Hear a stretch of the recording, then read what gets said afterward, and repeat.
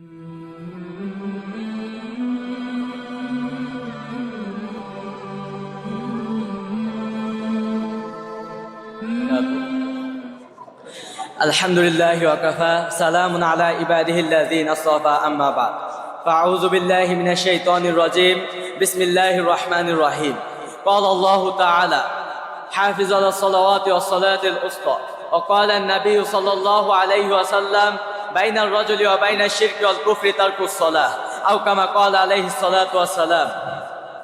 অধ্যকার কাসিমুল উলুম মাদ্রাসা কর্তৃক আয়োজিত আজকের এই প্রতিযোগিতামূলক অনুষ্ঠান উপস্থিত সম্মানিত সভাপতি, বিজ্ঞ বিচারক মণ্ডলী, দক্ষ উপস্থাপক এবং আমার সামনে উপস্থিত এক ঝাঁক তরুণ কাফেলা, সকলকে জানাই আমার পক্ষ থেকে আন্তরিক মোবারকবাদ। মুহতারাম হাজিরিন, আজকে আমার নির্ধারিত বিষয় হচ্ছে নামাজের গুরুত্ব ও ফজিলত। আল্লাহ চাইতে উক্ত বিষয়ে কিঞ্চিত আলোকপাত করার প্রয়াস চালাবো ইনশাআল্লাহ। মুহতারাম হাজিরিন, ইমানের পর সবচেয়ে গুরুত্বপূর্ণ আমল হচ্ছে নামাজ। আল্লাহ তাআলা নামাজের গুরুত্ব বোঝাতে গিয়ে পবিত্র কুরআনুল কারীমের 109 জায়গায় স্পষ্টভাবে এবং বাকি 700 জায়গায় ইঙ্গিতে আলোচনা করেছেন। আল্লাহ তাআলা বলেন, ওয়া আকিমুস সালাতা ওয়া আতুজ যাকাহ, অর্থাৎ তোমরা নামাজ কায়েম করো এবং যাকাত আদায় করো। অন্য আয়াতে বলেন, হাফিজু আলাস সালাওয়াতি ওয়াস সালাতিল উসতা, অর্থাৎ তোমরা প্রত্যেক নামাজের প্রতি যত্নবান হও, বিশেষ করে যত্নবান হও মধ্যবর্তী নামাজের ব্যাপারে।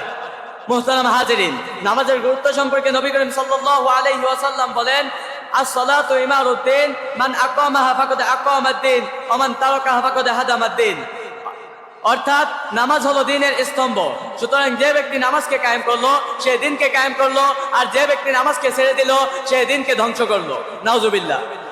তিনি আরো বলেন, বাইনার রাজুলি ওয়া বাইনাশ শিরকি ওয়াল কুফরি তারকুস সালাহ, অর্থাৎ নামাজই হলো মুমিন ও কাফেরের মাঝে পার্থক্য সৃষ্টিকারী। মুহতারাম হাজিরিন, উপরোক্ত আলোচনা দ্বারা আমাদের নিকট নামাজের গুরুত্ব স্পষ্ট হয়েছে। তাই আসুন এবার আমরা নামাজের ফজিলত সম্পর্কে আলোচনা করি। মুহতারাম হাজিরিন, নামাজের গুরুত্ব যেমন অনেক, ঠিক তেমনি দুনিয়া আখিরাতে এর ফজিলত অনেক। যেমন তা নবী করিম সাল্লাল্লাহু আলাইহি ওয়াসাল্লাম বলেন, তোমাদের কি ধারণা, যদি তোমাদের কারো বাড়ির সামনে একটি নহর থাকে আর সে প্রতিদিন তাতে 5 বার গোসল করে, তাহলে কি তার শরীরে কোনো ময়লা থাকতে পারে? সাহাবীরা উত্তর দিল, না, তার শরীরে কোনো ময়লা থাকতে পারে না। নবী করিম সাল্লাল্লাহু আলাইহি ওয়াসাল্লাম বললেন, এটাই হলো 5 ওয়াক্ত নামাজের উদাহরণ। ইহার দ্বারা আল্লাহ তাআলা বান্দার গুনাহসমূহকে মাফ করে দেন। তিনি আরো বলেন, যে ব্যক্তি 5 ওয়াক্ত নামাজ আদায় করবে আল্লাহ তাআলা তাকে 5টি পুরস্কার দান করবেন। 1, দুনিয়াতে তার রিজিকের অভাব দূর করে দিবেন। 2, কবরের আযাব মাফ করে দিবেন। 3, ডান হাতে আমলনামা দিবেন। 4, পুলসিরাত বিদ্যুতের গতিতে পার করে দিবেন। 5, বিনা হিসেবে জান্নাতে প্রবেশ করাবেন।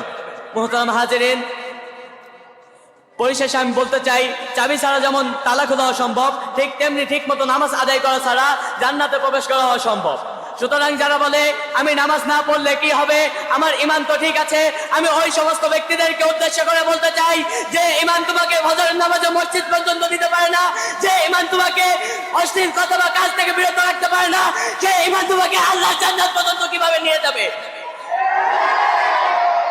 সুতরাং তোমরা তোমাদের এই ধোঁকাবাজি কথা বাদ দাও এবং ঠিক মতো নামাজ আদায় করে নিজেদেরকে জাহান্নামের ইন্ধন হওয়া থেকে বাঁচাও। এই বলে আমি আমার সংক্ষিপ্ত আলোচনা শেষ করছি। নাসরুম মিনাল্লাহি ওয়া ফাতহুন করিম। আসসালামু আলাইকুম ওয়া রাহমাতুল্লাহি ওয়া বারাকাতুহু।